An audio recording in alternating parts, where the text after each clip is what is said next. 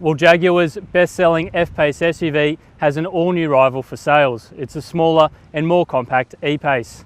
But rather than just another whittled-down look-alike SUV, the E Pace has been inspired by the F-Type's design inside and out.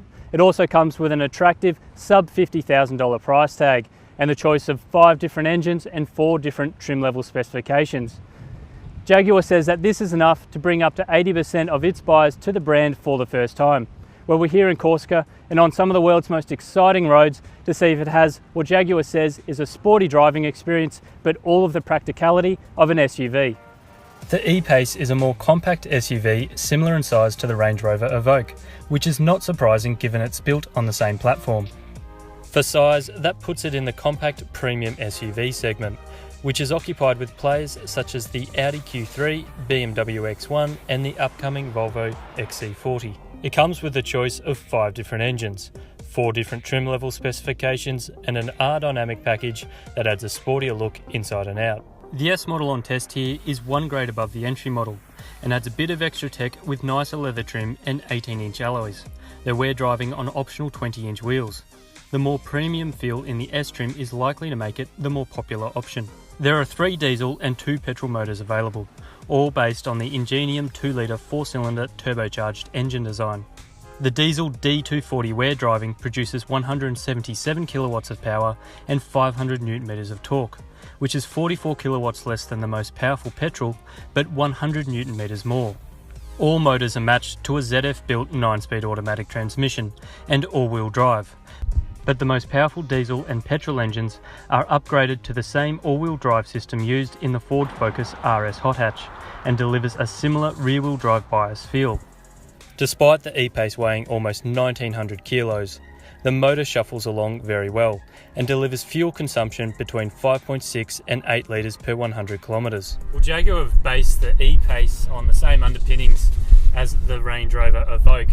It's a similar sort of chassis, but it's got a different integral link suspension at the rear, which is reasonably noticeable when you're driving it, but it is a steel chassis, which means it's reasonably heavy. In fact, it's just over 100 kilos heavier than the F-Pace SUV, which is larger as well.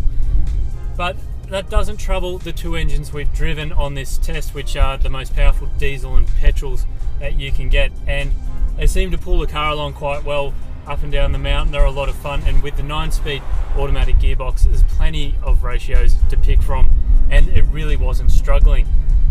The suspension is slightly firm, only on test. We've got the fixed damper rate. There is adaptive suspension coming to Australia towards the end of March, which might add a touch more soft ride and a little more suppleness into it.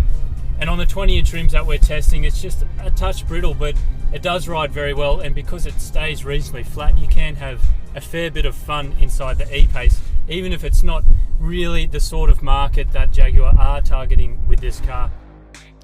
The E Pace range is priced from $47,750 plus on-road costs for the entry-level variant. Upgrading to the S-level trim adds leather interior and some extra tech, and is priced from $55,200. While heading towards the range-topping HSE trim with the most powerful petrol motor will cost $77,493. Well, you can see inside the E Pace, it's reasonably inspired by the F-Type's design. It has a nice driver-centric cockpit to it.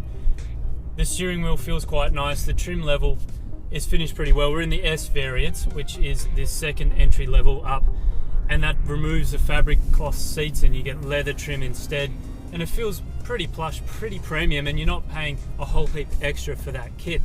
Even though there's a grab handle down this side, it doesn't feel claustrophobic on the passenger side, and the car has a reasonable amount of space and headspace, so it does feel pretty open inside. There is a little bit of a sacrifice in the rear pews. For someone who's around 6 foot tall or taller, there's a little bit of a sacrifice on the leg space, and you can feel the knees pushing into the back of the seat a little bit if the front driver needs to push it back. But that said, for the compact segment that this car is in, it's about on par. It has a reasonably large boot. It's 484 litres, so it offers a comparable sort of interior to its rivals, which is the X1 and the Q3. and the finish is right up there for Jaguar standards, and it feels like a nice premium European SUV. The range of options and sharp entry price is going to lure potential buyers into Jaguar showrooms, and the brand's current best-selling F-Pace SUV might just have a new contender to take its spot.